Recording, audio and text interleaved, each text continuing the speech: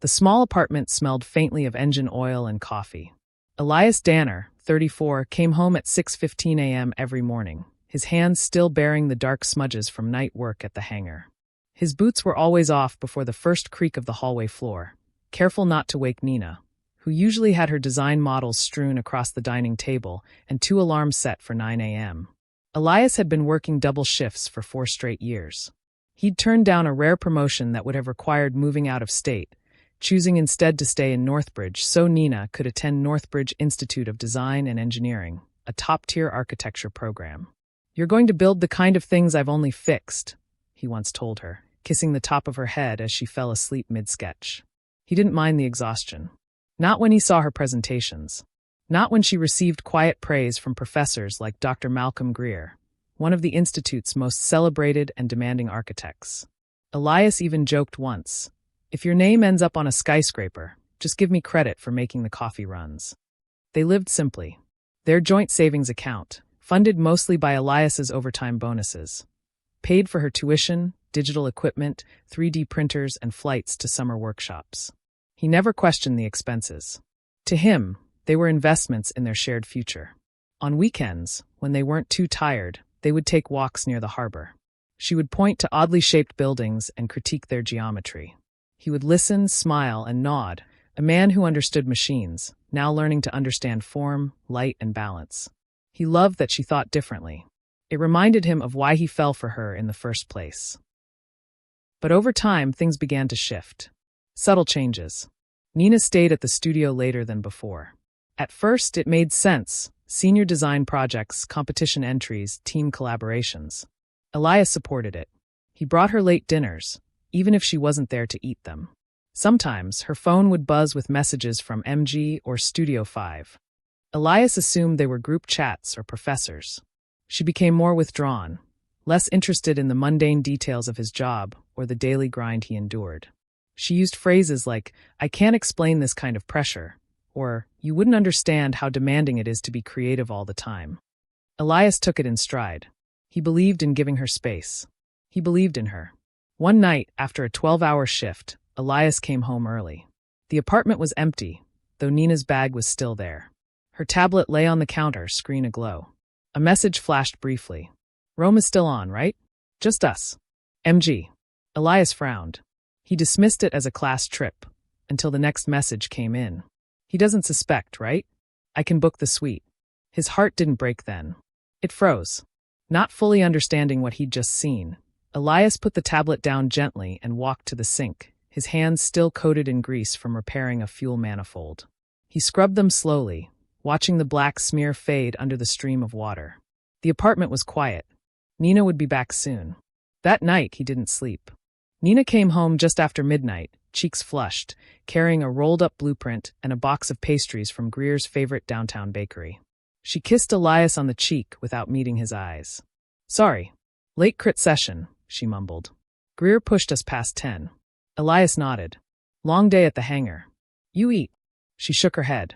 "Had a sandwich at the studio. I'm wiped." The silence between them was ordinary. Too ordinary. Elias watched her set her bag down, open her laptop, and respond to a few emails. When she wasn't looking, he noticed her phone light up, a message from MG again. She turned it face down. That night, she fell asleep instantly. Elias didn't. Something had shifted, and he could feel it in the air. A kind of weightlessness between them, like the gravitational pull that held their relationship together, was weakening. In the days that followed, Nina became increasingly distracted. She now used words like client opportunity and prototype license, things she'd never discussed before. When Elias asked questions, her answers were vague, rehearsed. "You wouldn't get it. It's just early-stage architectural licensing stuff." But Elias wasn't a fool. He'd worked in systems diagnostics long enough to know when things didn't align, not just in engines, but in people. So he started paying closer attention, quietly, without confrontation. He noticed. Nina now dressed differently before studio days. Subtler makeup, more intentional. She turned off read receipts on her phone. She stopped asking about his day altogether. One night, after her shower, Elias found a printed travel itinerary tucked into her sketchbook.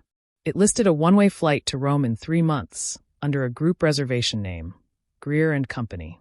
Her name was on it. His was not, The first confrontation, or lack of it. Elias sat across from her over breakfast the next morning, wanting to ask about the flight. But the words never came. Something inside him, maybe pride, maybe disbelief, held him back. Instead, he offered her the last pancake and watched her eat it with a smile, as if nothing was wrong. But the silence was no longer safe. It was tactical. That afternoon, Elias took a personal day from the hangar and drove across town to see Marla V., an old friend of his sister's who'd made a name as a family and asset protection attorney. "I haven't confronted her," he said. I need to know what's real before I explode everything." Marla listened carefully, taking notes. "You're not the first person to give everything and get blindsided. But you might be one of the few who documents it before reacting. That gives you power." She asked him for copies of their financial records, screenshots of any messages he found, and access to their joint account activity. Elias handed over what little he had and promised to find more. The cracks in Nina's life started to show more clearly. One afternoon, Elias overheard a whispered phone call from the bathroom. She was laughing, a tone he hadn't heard in months. "He thinks it's all part of the studio series. Honestly, we could repurpose the renderings and he wouldn't notice." That same night, while Nina was asleep, Elias accessed her tablet again. Not out of rage, but necessity. What he found confirmed what he feared. Messages from MG, Malcolm Greer. "Venice property secured. I'm pulling the invoice strings now. We'll siphon the rest after your licensing goes through. Just stay quiet. Don't let Elias get suspicious. We're almost out of the woods." There were also mock-ups for a boutique design firm registered under a shell name. Nina's initials were baked into the branding. The woman he'd sacrificed years for was building a future with another man, and financing it with the very money he'd worked himself raw to earn. Elias didn't rage. He didn't throw her tablet or storm into their bedroom. He took screenshots. He backed up her entire message archive to a secure drive. Then, the next morning, he scheduled another meeting with Marla V. When she saw the data, her eyes narrowed. "This is beyond infidelity," she said. "This is coordinated financial deception. If you're ready, I'll bring in a forensic accountant. But this won't be a clean separation.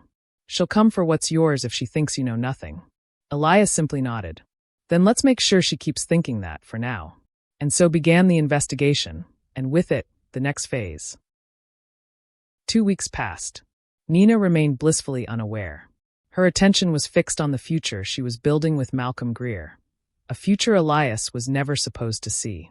But Elias was already seeing it more clearly than she imagined.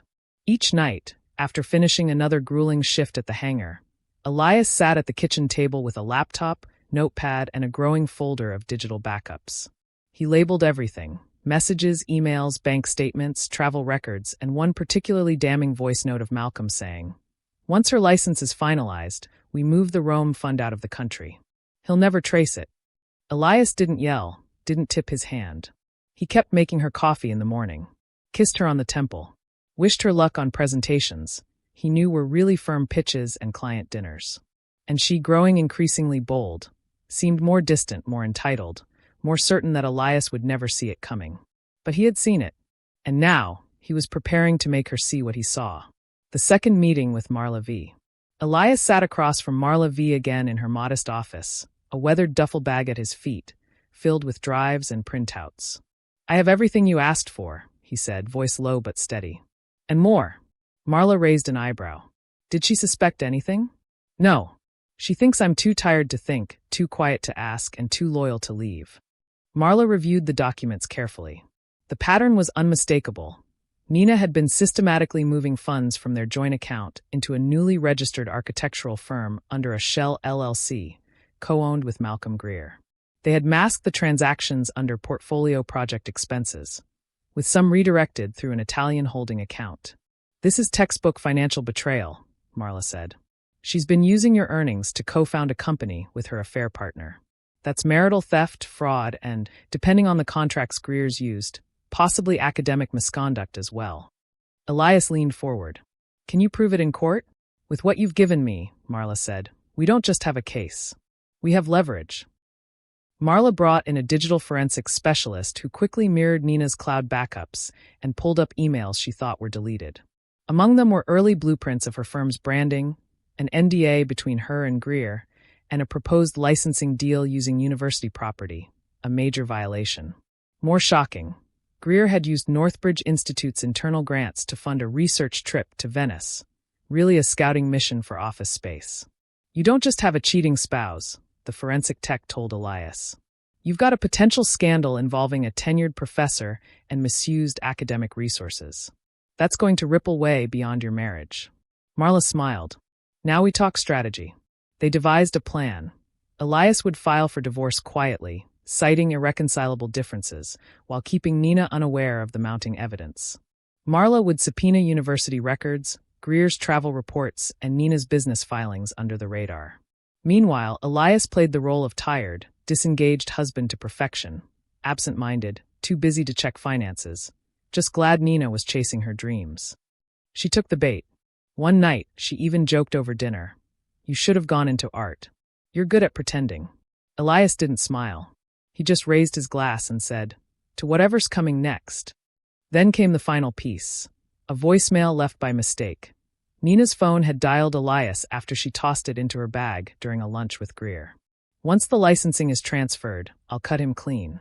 He'll get his share and be too ashamed to fight it. He's good at disappearing. Greer replied, good. Let's make sure he stays good at that. Elias played it 3 times. Then he copied it to a USB, walked into Marla's office, and said, we go to court. Elias Danner had spent most of his life fixing broken things. Engines, turbines, hydraulic arms. But as he stood outside the courthouse on a cold Tuesday morning, dressed in a charcoal suit that still smelled faintly of his shop, he wasn't here to fix anything. He was here to break the illusion. When the divorce petition was served to Nina, she didn't respond with shock, only irritation. You could have at least talked to me first, she snapped, tossing the envelope onto the kitchen counter. Elias simply replied, I did. For years. You weren't listening. That same week, subpoenas were issued to Northbridge Institute for Malcolm Greer's research grants and financial records. Another subpoena landed at Greer's private office, demanding a full breakdown of his travel reimbursements and professional affiliations. Things started to unravel. Nina, now rattled, tried to contact Elias. He responded through Marla V, not in person. She texted once. This doesn't have to get ugly. We can split things fairly. Marla's response was crisp. We believe what's fair will be determined in court. The court date was set for 9 a.m. sharp, before Judge Eleanor Harmon, a no-nonsense magistrate known for her disdain toward deceptive financial tactics and her sharp memory for case details. By the time the hearing approached, news had quietly reached Northbridge Institute's legal counsel, who decided to attend the trial in person, along with a compliance officer. Unbeknownst to Nina, even Theodore Richter, a donor and trustee of the university, showed up, seated quietly in the back row. Outside the courtroom, light rain fell on the pavement. Elias stood still, watching Nina arrive in a tailored coat, visibly tense. She walked in with her attorney, Bridget Cololton, whose confidence began to crack the moment she saw the opposing bench, where Marla sat calmly, flanked by a forensic accountant and an academic ethics consultant. Judge Harmon called the courtroom to order promptly. Cololton stood first, announcing, my client, Nina Danner, has agreed to withdraw her request for alimony and instead proposes a fair, uncontested division of assets. That was not what Marla expected, and exactly what Elias had hoped for. Judge Harmon raised an eyebrow. Why the sudden change of heart, Ms. Danner? Cololton replied, to avoid unnecessary conflict, Your Honor. But Marla stood. Your Honor, we have reason to believe this sudden withdrawal is not motivated by peace, but by panic. She submitted Exhibit A, recorded messages between Nina and Malcolm Greer, discussing the concealment of joint assets, the planned transfer of licensing rights, and Greer's intent to cut him clean. Murmurs rippled through the gallery. The university representative leaned forward. Judge Harmon's lips tightened. Continue, she ordered. Marla submitted. Financial records showing joint funds diverted to a private architecture firm Nina co-founded. Emails proving the firm was registered overseas using shell accounts funded through Elias's earnings. A timeline of travel expenses funded through Greer's academic grants, including dates that overlapped with Nina's so-called studio trips. Then came the bombshell, the voicemail. Played in full, it filled the room with a chilling kind of intimacy, the casual cruelty of 2 people confident they would never be exposed. Judge Harmon looked down at Nina. Ms. Danner, is this your voice? Nina hesitated. Yes, but, Just yes or no. Yes. It was enough. The university attorney rose and handed a note to the ethics officer. Within hours, an emergency meeting was convened at Northbridge. Greer's access to university accounts was suspended immediately, pending an internal investigation. Worse for Nina, Mrs. Greer, Malcolm's wife, filed for divorce the next day, citing adultery and financial betrayal. The media began whispering. A local journalist who had been tipped off by Elias's tech friend released a story titled, "Tenure and Temptation, Scandal at Northbridge Institute." Nina's firm lost a key licensing partner overnight. And Elias? He sat quietly through the court's final ruling, listening as Judge Harmon spoke directly to Nina. You didn't just betray your husband.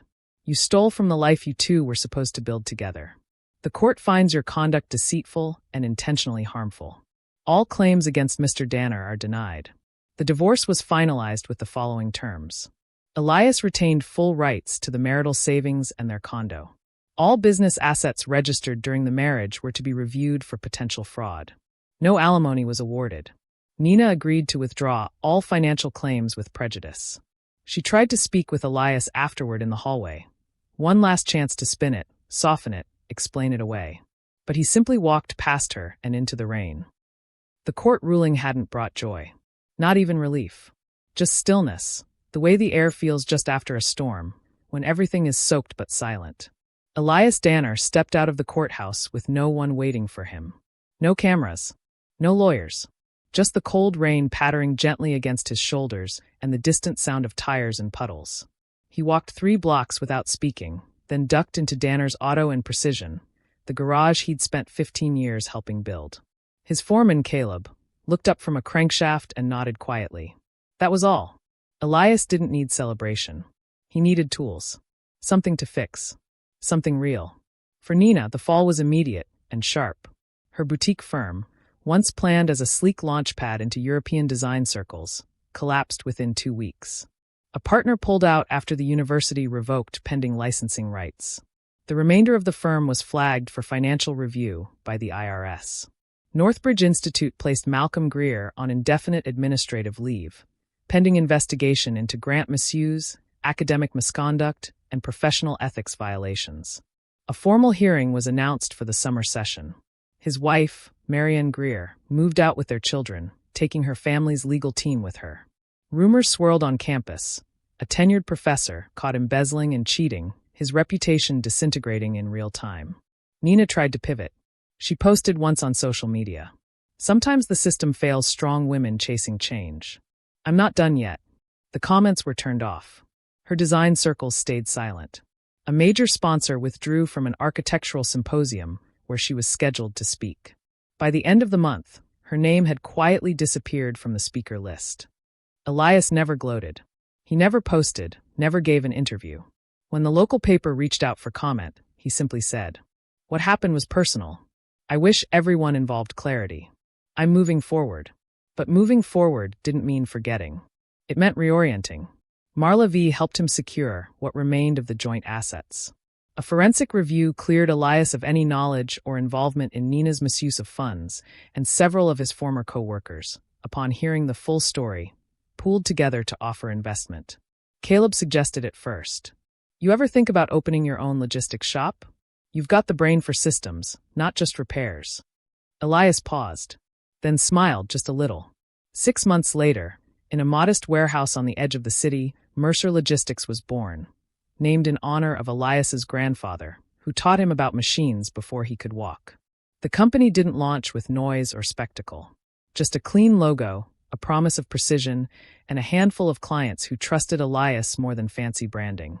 He slept better now. The kind of sleep that comes not from winning, but from knowing the worst has passed, and you're still standing. One rainy Thursday, eerily similar to that courtroom morning, a sleek black car pulled into Mercer's lot. Out stepped Theodore Richtu, the Northbridge trustee who had silently attended the trial. He shook Elias's hand and said, "You handled yourself with restraint. Rare quality these days. Northbridge is revising their consulting partnerships. I'd like to introduce you to a few people."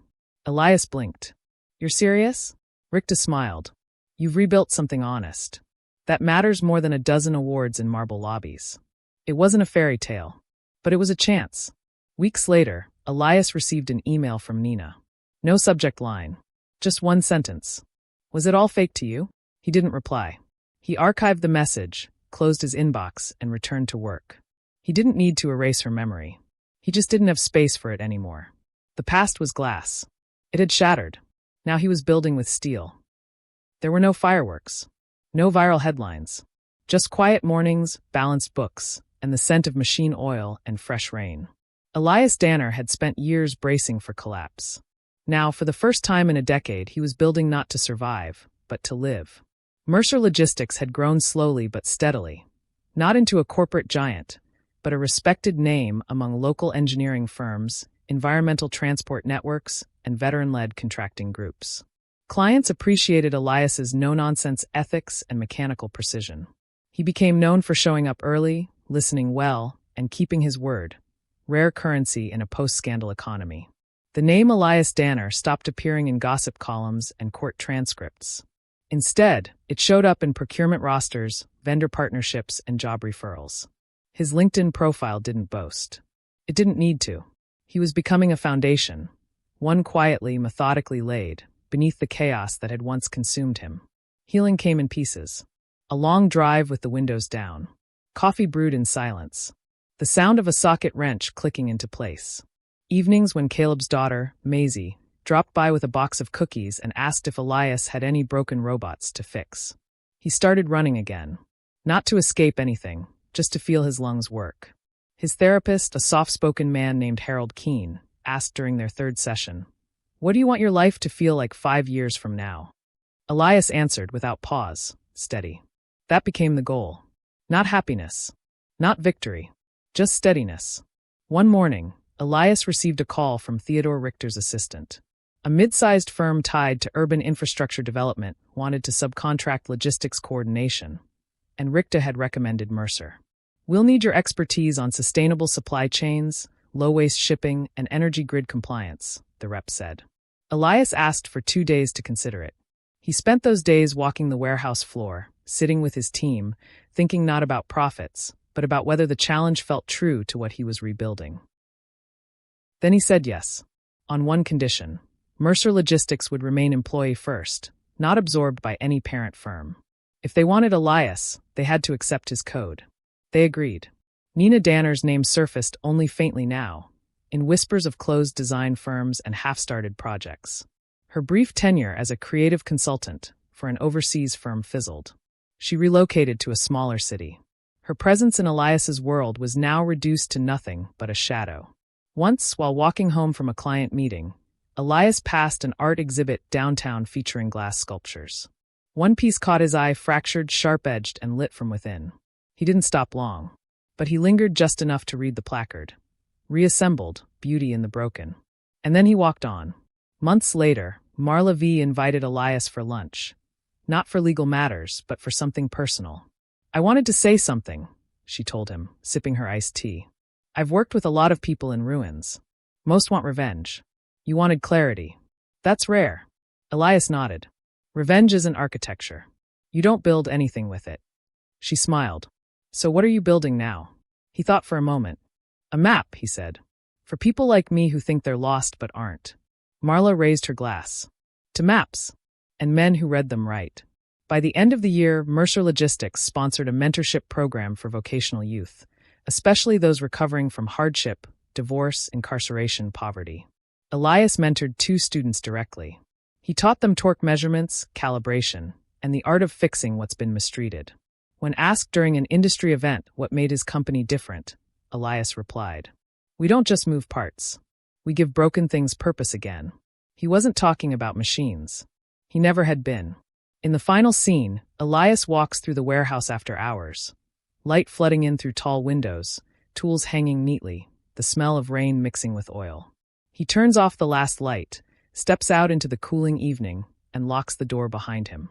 The glass had shattered long ago, but steel was quieter, and it held.